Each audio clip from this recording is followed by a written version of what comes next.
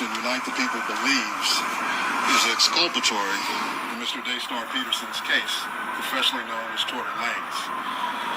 Recently, we've been made aware that a member of the media, Mr.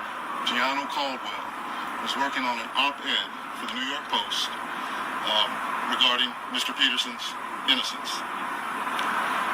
During his work on that op-ed, he became aware of some information in Unite the People's possession regarding a statement that was given to Unite the People by someone with information relevant to that case.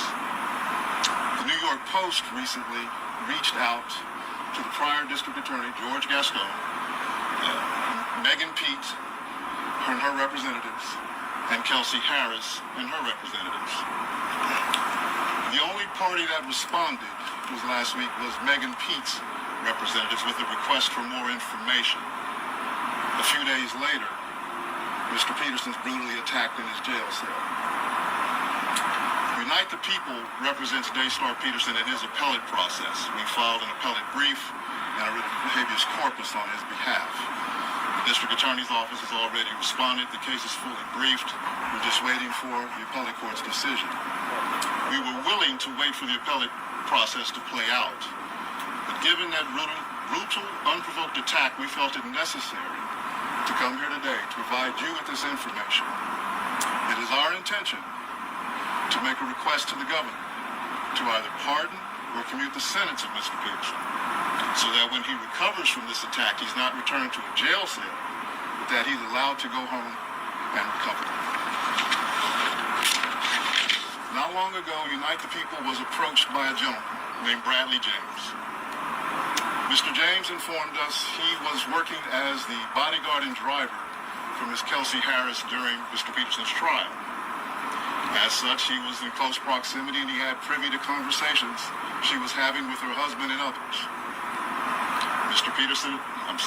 James informed us he was not under a non-disclosure agreement or a confidentiality agreement and was free to speak with Unite the People, and that he was doing it because his conscience would not let him not speak and leave a man in prison for something he did not do.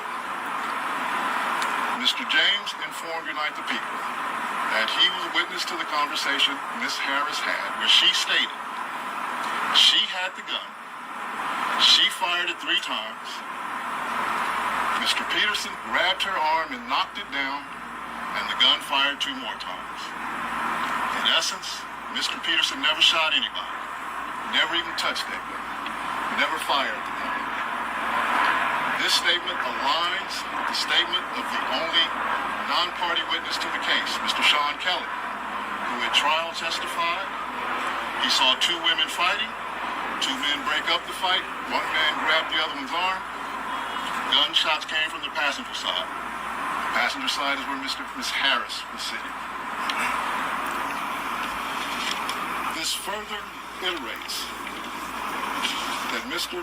Peterson did not shoot Ms. Pete, did not shoot at Ms. Pete, or did not assault Ms. Pete. It's just another irregularity in a list of irregularities in this case. For example, there were 3 potential suspects in the car that night, and yet the only DNA sample was taken of Mr. Peterson, even though unknown DNA was found on the gun. Why wasn't Ms. Harris's DNA taken? Or was it taken and the information simply never given to the defense? Why wasn't the driver of the car, Mr. Jaquan Smith's DNA taken? Or was it taken and again, simply not given to the defense? We don't know. It should have been taken. It is Unite the People's understanding, regular LAPD practice at a crime scene like that, anybody who's there, the DNA is taken. Another irregularity. Why, at Ms. Harris's police interview, was a non-lawyer, non-family member, record company executive allowed to participate?